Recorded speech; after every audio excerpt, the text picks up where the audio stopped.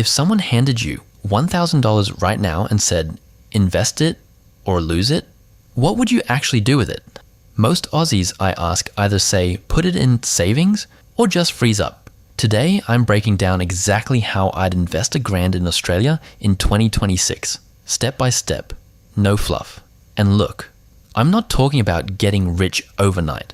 I'm talking about making your money work smarter than a term deposit at 1.2%. Stick around because by the end of this video, you're going to have a clear plan. First thing, a lot of people think you need like $10,000 or $50,000 to start investing. That's complete rubbish. $1,000 is more than enough to get started properly in Australia right now. Back in 2020, the minimum buy on most Aussie platforms was like $500. Now with apps like Sharesies and Superhero, you can start with as little as $50. The barrier is gone. The only thing stopping most people is not knowing where to start. So here's how I'd split that $1,000. I'm going to give you 4 buckets. This is my personal approach. Not financial advice, but it's what I'd genuinely do if I was starting fresh today. Half your grand goes straight into ETFs on the ASX. If you've never heard of ETFs, think of it like buying a little slice of hundreds of companies at once. Less risk than picking individual stocks. My go-to picks right now are VAS, that's the Vanguard Australian Shares ETF, and VGS, which covers international markets. VAS gives you exposure to the top 300 Aussie companies. VGS gives you the US, Europe, Japan, all in one ticker. You're not trying to beat the market, you're trying to ride it long term. Historically, the ASX has returned about 9 to 10% per year on average.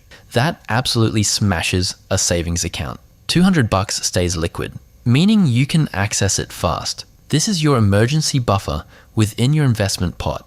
If the market dips and you panic, this cash stops you from selling your ETFs at the worst time. Right now in 2026, the best savings rates are sitting around 5 to 5.5% if you meet the conditions. ING, Macquarie, and Ubank are consistently top of the list. Always check CanStar or Rate City to compare because these rates change. Now this is where it gets fun. $200 to pick one Aussie company you actually believe in. This is higher risk, but it's how you learn. You're invested literally. So you follow the news, you watch earnings, you start understanding how the market works. Some sectors worth looking at in 2026: green energy, healthcare, and tech. Companies like Macquarie, Xero, and Pilbara Minerals have been on the radar. But do your own research. Check the company's financials, read the ASX announcements. Don't just buy what a Reddit thread says. And I want to be clear, this $200, treat it like a learning fee. If it goes up, awesome. If it drops, you've learned something that no YouTube video can teach you. Last bucket, and people always underestimate this one, $100 into learning. Buy a finance book. Grab a course on tax strategies or investing. The best return on investment you can ever get is knowledge. Some of the best money I ever spent was on the Barefoot Investor.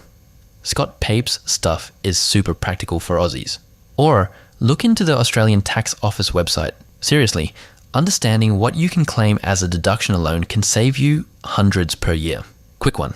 Where do you actually buy all this? Here are the platforms I'd use in Australia right now. Before you go spend that $1,000, 3 mistakes I see Aussie beginners make all the time. Number 1, checking your portfolio every single day. The market goes up and down constantly. If you're watching it daily, you will make emotional decisions and sell at the worst time. Check it weekly at most when you're starting out.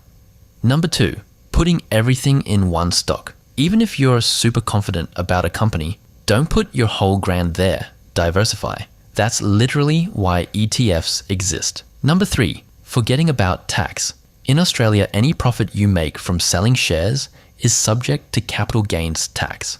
But if you hold for more than 12 months, you get a 50% discount on that tax. So think long term and talk to an accountant if you're unsure. Right, so to recap, take that $1,000 and split it.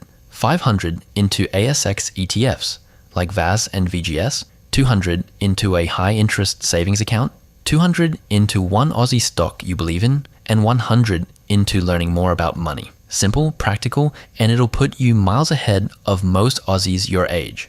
If this video helped you out, smash that like button. It genuinely helps this channel grow.